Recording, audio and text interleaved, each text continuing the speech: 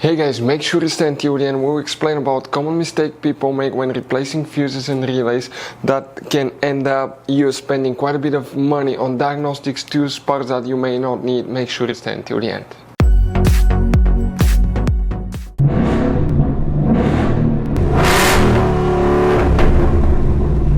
Hey guys, welcome back to Free Car Repair. Thank you guys for watching and subscribing to the channel. Today will be super helpful video to any of you having a Ford Explorer, that generation here from year 2011 to year 2015. If you need to find where the radio, infotainment, screen, display, fuses and relays are located, where you can expect to find them, where you can buy cheap parts and tools, that way do not waste money and time. All that will be covered absolutely free for your convenience. Please make sure to stay until the end.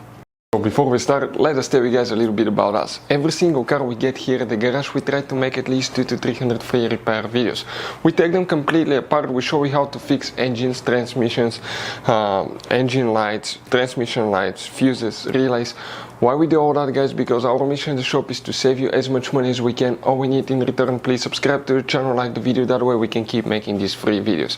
By the way, check out our YouTube channels. We have, guys, more than 15,000 free repair videos that can save you thousands of dollars in future repairs. So let's go ahead and start on it now. Radio, also known as infotainment screen and display, fuses and relays, where you can find them. We will demonstrate on this Ford Explorer. What we guys need to do now, we need to go ahead and open the driver door, and when we open the driver door, we come under the dash on the driver's side, behind the parking brake panel. Look on the left side.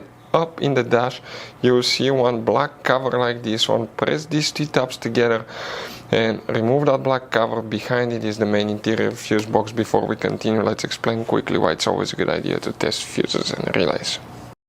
So let me explain why it's super important, guys, to test fuses. Fuses, not often you can see if they're burnt or they're good. Sometimes they may seem perfectly fine, you think it's a good fuse, you put it back in and you end up spending money and time on parts and problems that do not exist, guys, when all you had to do, test your fuse, find out it's bad, replace it, fix your problem. So we will have a video how to test a fuse, okay, different kinds of fuses, and how to test relays, guys. We're going to put the link in the description of the video below, specifically to that video. Please check it out. So guys, here we need to practically check one fuse. We'll talk about relays in a little bit.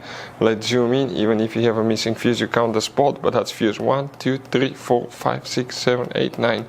Fuse number 9, that's the one that you need to check. What about relays? Guys, you don't have relays, you have only the fuse. If you have problems with the radio screen, check this fuse. Also check radio, audio fuses. We'll have the video on the channel for any of you looking for that. So guys, by the way, you have all kinds of different fuses, relays, circuit breakers, and check under the hood. It's even more complicated, guys. And even you have some special fuses, okay, like this one right here.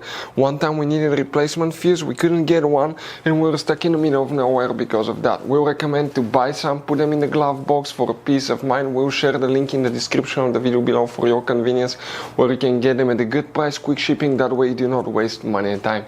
Thank you guys for watching and see you next time.